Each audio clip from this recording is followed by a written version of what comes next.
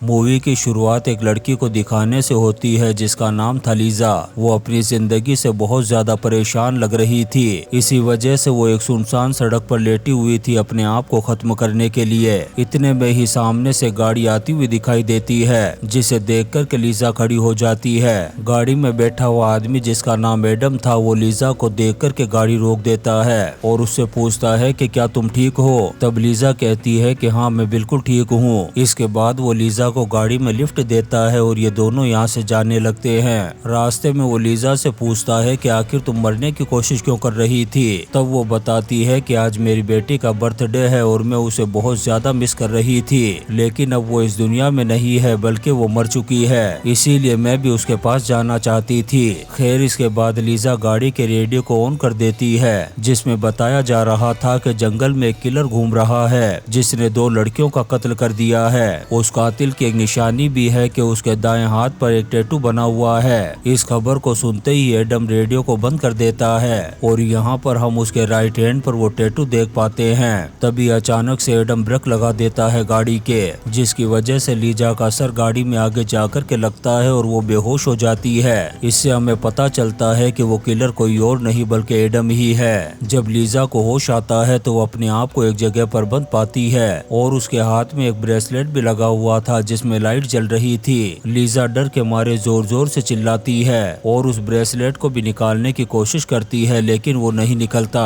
तभी अचानक से एक लंबे टनल की तरह रास्ता खुलता है। लीजा जैसे ही उस टनल के अंदर एंटर करती है तभी पीछे का रास्ता बंद हो जाता है और उसके हाथ पर लगे हुए ब्रेसलेट पर 11 मिनट का टाइमर शुरू हो जाता है। लीजा रेंगते हुए उस टनल जैसी जगह में आगे बढ़ती है लेकिन तभी अचानक से सामने का दरवाजा भी बंद हो जाता है। तब लीजा कोशिश करती है दूसरे रास्ते को ढूंढने की। तभी उसे एक बहुत ही पतला रास्ता दिखाई देता है जिसके जरिए से होते हुए वो एक दूसरी जगह पहुंच जाती है। वहां पर उसे एक लड़की की लाश दिखाई देती है जिसकी हालत बहुत ज्यादा खराब थी। वो घबरा जाती है लेकिन हिम्मत करके जब आगे बढ़ती है तो देखती है कि आगे का रास्ता बंद था। तभी अचानक से रेड लाइट ऑन होती है और सायरन की आवाज सुनाई देती है। जब वो टाइमर देखती है तो उसमें 55 सेकंड बचे हुए थे। अब लीजा को समझ में आ जाता है कि ये तो खतरे की निशानी है। लीजा जल्दी से दूसरा रास्ता ढूंढने लगती है। तभी टनल में एक सेफ सेक्शन खुलता है और लीजा चली जाती है उसमें। वहां पहुंचते ही उसका टाइमर भी अपने आप बंद हो जाता है लेकिन तभी अचानक से टनल में आग की लपटें फैलने लगती है पर लीजा जैसे तैसे करके बचा लेती है अपने आप को। तभी अचानक से उसके ब्रेसलेट में 11 मिनट का टाइमर शुरू हो जाता है। वो समझ नहीं पाती कि 11 मिनट के टाइमर का क्या मतलब है। फिर वो रेंगते हुए आगे बढ़ती है। तभी उसे पानी से भरा हुआ एक टनल नजर आता है। वो जैसे ही आगे बढ़ती है तभी सामने से पानी का एक सैलाब आ जाता है।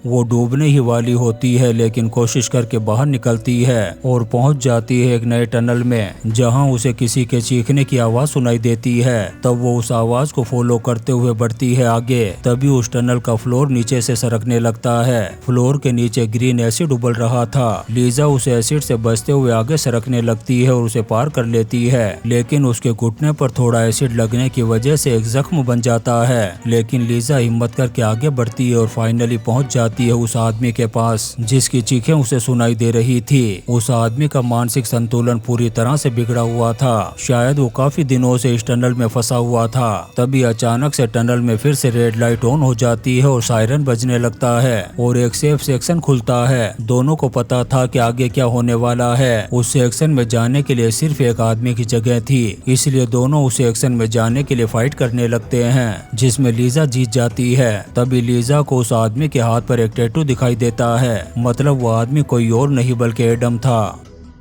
तभी अचानक से फिर से आग की लपटें फैलने लगती है। एडम उसमें फंस जाता है और उसकी मौत हो जाती है। तभी उस टनल के होल में से एक अजीब सी मशीन बाहर आती है और लीजा के जख्म का इलाज करती है। लीजा उस मशीन से पूछती है कि आखिर वो यहाँ पर कैसे पहुँची। तब वो मशीन उसे एक विजन दिखाती है जिससे लीजा को पता चलता है कि कार में एडम उसे मारने की कोशिश कर रहा था जिससे उनका एक्सीडेंट हो गया था और लीजा बेहोश हो गई थी। जब उसे होश आया तो उसने अपने ऊपर एक लाइट को देखा। अब लीजा उस सेक्शन से जैसे ही बाहर आती है तभी एक तेजी से घूमता हुआ पंखा आने लगता है उसकी तरफ। लीजा जैसे तैसे करके एक होल से होते हुए दूसरे टनल में पहुंच जाती है। उस टनल में लीजा को एक अजीब सी आवाज सुनाई देती है। दरअसल ये आवाज एक भयानक क्रिएचर की थी जो लीजा को मारने के लिए उसी की तरफ सरक रहा था। लीजा अपने आप को बचाने के लिए आगे की तरफ सरकती है और पहुंच जाती है एक पतले से टनल में। वो क्रिएचर उस पतले से टनल में घुस नहीं पाता और इस तरह से लीजा की जान बच जाती है।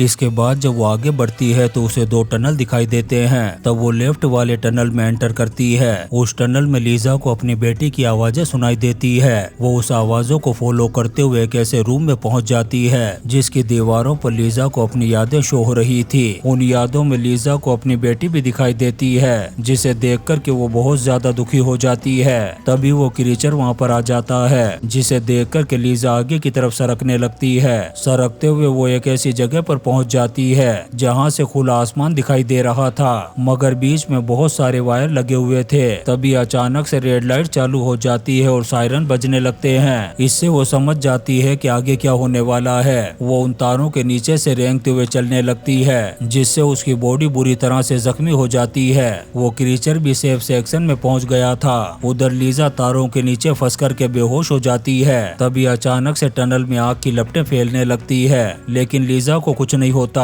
क्योंकि आग की लपटें उस तक पहुंचती इससे पहले ही वो नीचे गिर जाती है जिससे लीजा एक नए चैम्बर में पहुंच जाती है। लीजा को जब होश आता है तो वो देखती है कि वो उसी चैम्बर में पहुंच चुकी है जहां से उसने शुरू किया था, यानी कि लीजा की सारी मेहनत बेकार हो गई। लीजा को बहुत ज्यादा दर्द हो रहा था। तभी अचानक से वो अजीब सी मशीन फिर से उसके सामने आ जाती है और लीजा के जख्मों का इलाज करना शुरू कर देती है। इसी बीच लीजा को सामने की दीवार पर कुछ निशान दिखाई देते हैं। जब वो उन्हें गौर से देखती है तो उसे समझ में आ जाता है कि ये एरो के निशान हैं। दरअसल ये डायरेक्शन था कि कब किस टनल में जाना है। अब एक बार फिर से लीजा टनल में दाखिल होती है और बड़ी ही आसानी से सारे टनल को पार करते हुए उस एसिड वाले टनल में पहुंच जाती है। फिर वो अपने हाथों को एसिड में डाल देती है जिससे उसके हाथ पर बंधा हुआ ब्रेसलेट निकल जाता है। इसके बाद वो आगे बढ़ती है लेकिन वो क्रिएचर अभी भी उसका पीछा कर रहा था।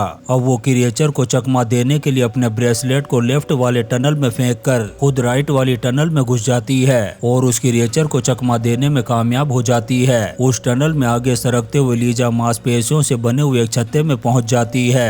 वो छत्ता एक माँ के गर्भ जैसा दिखाई दे रहा था जहां लीजा को एलियन स्पीसीज दिखाई देते हैं। लेकिन तभी वो क्रिएचर लीजा को ढूंढता हुआ वहां भी आ जाता है। यहाँ पर दोनों के बीच में जबरदस्त फाइट होती है और फाइनली लीजा उस क्रिएचर का काम तमाम कर देती है। इसके बाद वो आगे जाती है जहाँ फिर से उसे दो टनल दिखाई देते हैं। वो राइट वाले टनल में एंटर करने लगती है लेकिन तभी लेफ्ट वाले टनल में उसे अपनी बेटी दिखाई देती है। लीजा अच्छे से जानती थी कि यह सिर्फ उसका एक भ्रम है क्योंकि उसकी बेटी तो बहुत पहले ही मर चुकी थी। इसलिए लीजा अपने दिल की सुनने की बजाय अपने दिमाग की सुनती है और अपनी बेटी को अलविदा कहकर राइट वाले टनल में एंटर कर जाती है। उस टनल के छोर पर लीजा को खुला आसमान दिखाई दे रहा था जिसे देखकर के लीजा खुश हो जाती है और टनल के छोर की तरफ बढ़ने लगती है। लेकिन तभी उस टनल में 3 ब्लेड चलने लगती है और हर ब्लेड 4 सेकंड में नीचे आ रहा था। लीजा जल्दी से उसे पार कर लेती है। दूसरा ब्लेड हर 3 सेकंड में नीचे आ रहा था। लीजा जैसे तैसे करके उसे भी पार कर लेती है लेकिन तीसरा ब्लेड हर 2 सेकंड में नीचे आ रहा था। लीजा जैसे उसे पार करने की कोशिश करती है उसका पैर फंस जाता है और ब्लेड में आकर के कट जाता है जिससे दर्द से वो जोर जोर से चिल्लाने लगती है। इसके बाद लीजा जब टनल के छोर तक पहुंचती है तो देखती है कि वहां पर तो कोई खुला आसमान नहीं है बल्कि वहां पर एक स्क्रीन लगी हुई है जिस पर खुले आसमान का पिक्चर शो हो रहा था। ये देखकर के लीजा की हिम्मत टूट जाती है और वो फूट फूट करके रोने लगती है।